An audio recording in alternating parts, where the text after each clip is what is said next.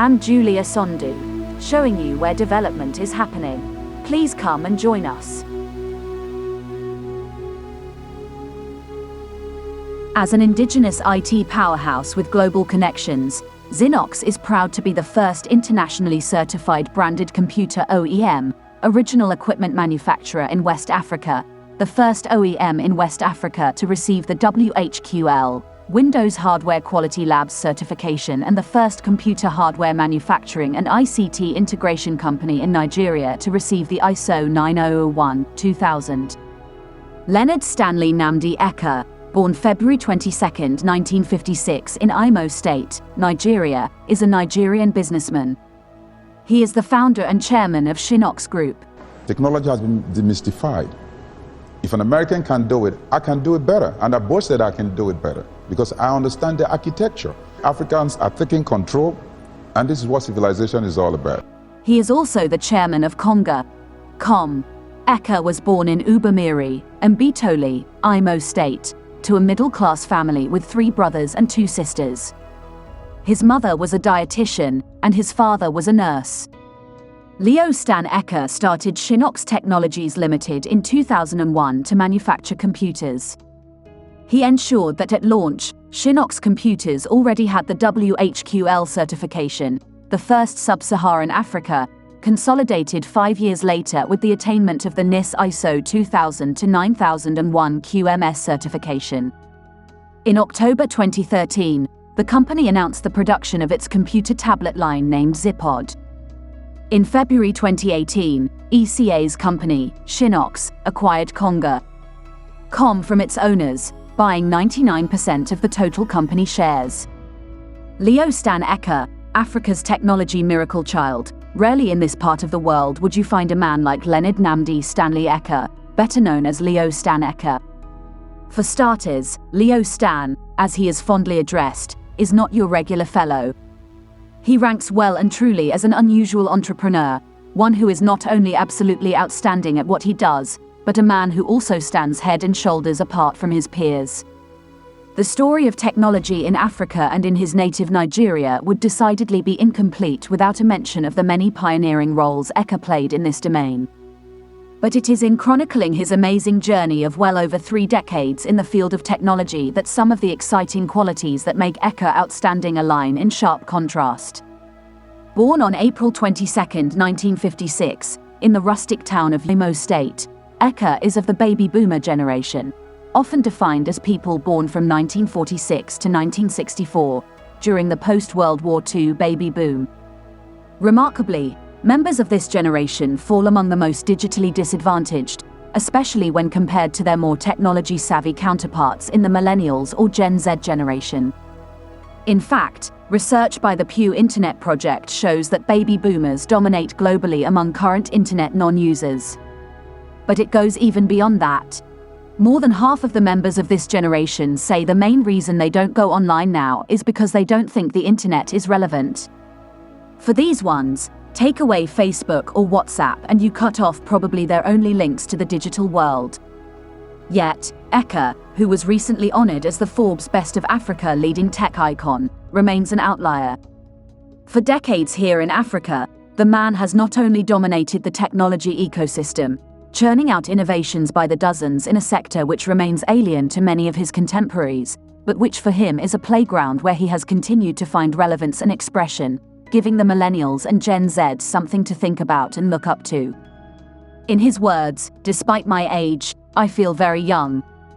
My eldest son will tell anyone who cares to listen, our chairman is even younger at heart than many of us in the younger generation." This is very important because I operate in a sector that is dominated by young people. I build products and solutions that are largely consumed by the youths. I must understand their mindset and reasoning. I have to be like them in order to succeed, he once stated at a public event. But if his unusual pizzazz as a technology guru ranks as a misnomer, it would be in keeping with the rest of his nature. Restless but blessed with the brains of a genius, Eke's personal life story further demonstrates the peculiarities of a maverick who stands apart and alone, a miracle child or digital orphan, as he often describes himself. He has never tasted alcohol from childhood till date, neither has he ever smoked, be it the regular cigarettes or any of the more exotic stuff that are as varied in the names or configurations that abound today.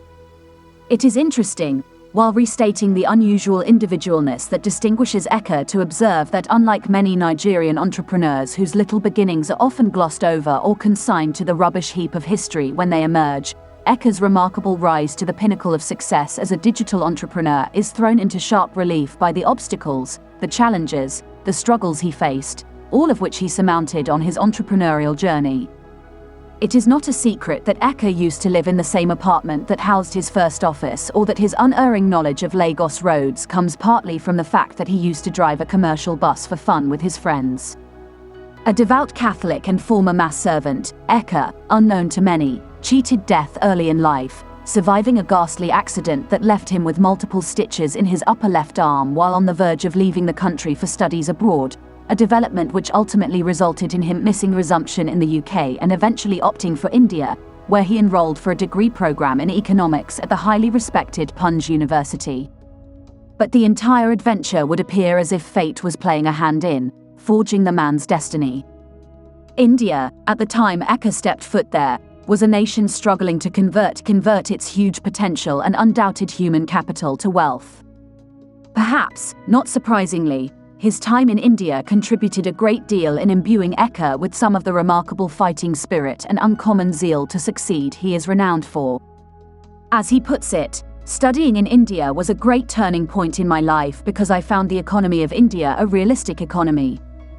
Lest we forget, it was in that same India that Eke met the cerebral Chioma Eke, the love of life and reliable sidekick, the woman who would become his wife and who at the time, turned out to be the only Nigerian studying mathematics at the university.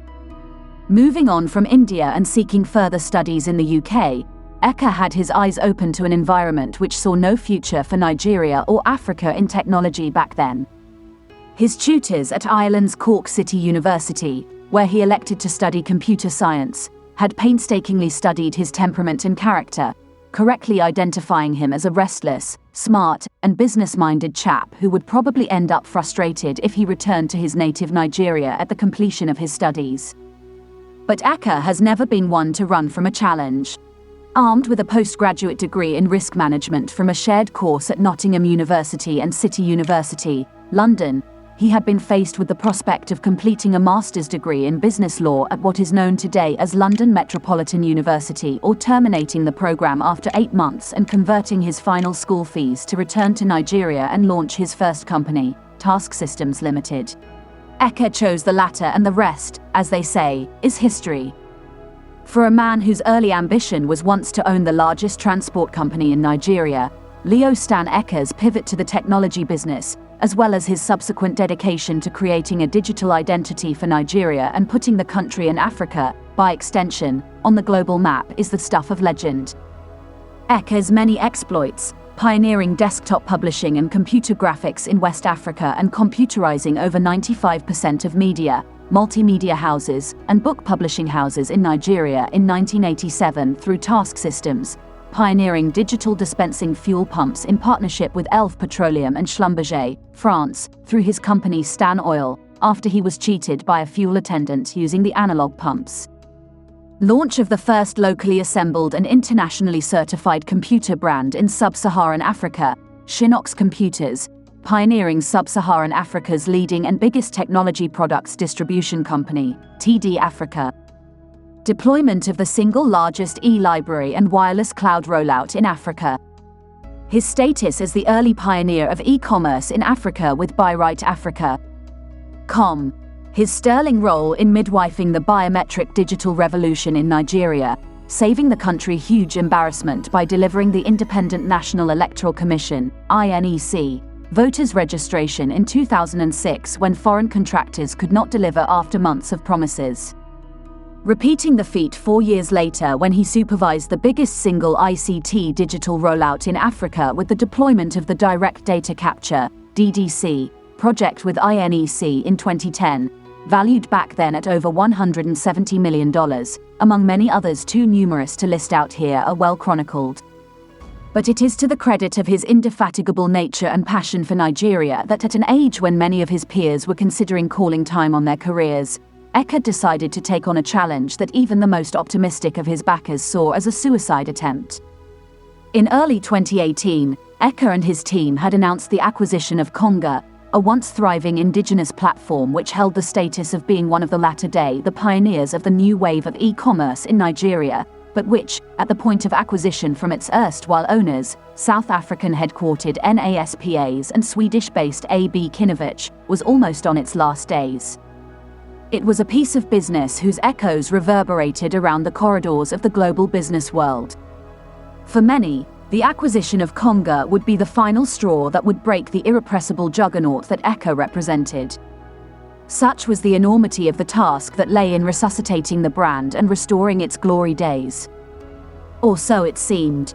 4 years down the line, Konga, written off by many, has under new management not only risen from the ashes of its near exit from the Nigerian e-commerce market, but is now the toast of desirous investors the world over and being touted as the potential leader of e-commerce in Africa. It is proof of the magic wand that Eke wields, that gifted touch he brings to bear and the sagacity mastermind at work behind his always clean-shaven pate that Konga, which reports reveal was once hemorrhaging about 400 meters per month, is today the first African e-commerce brand to turn a profit. No doubt, Leo Stan, as his friends call him, is a national treasure, but he remains a man whom many believe, and rightly so, has hardly received the recognition and acclaim he deserves from successive Nigerian governments.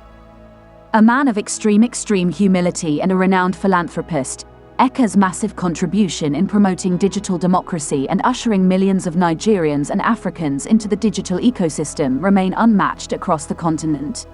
It would appear Eke, who has never hidden his ambition of building the first and biggest 360 degrees integrated ICT conglomerate out of Africa, has come full circle on his wish, especially with the addition and impressive turnaround of Konga, now a flourishing e-commerce giant, to a formidable cast of thriving entities in the Zinox group with proven and advanced competencies in a wide variety of tech-driven deliverables across verticals.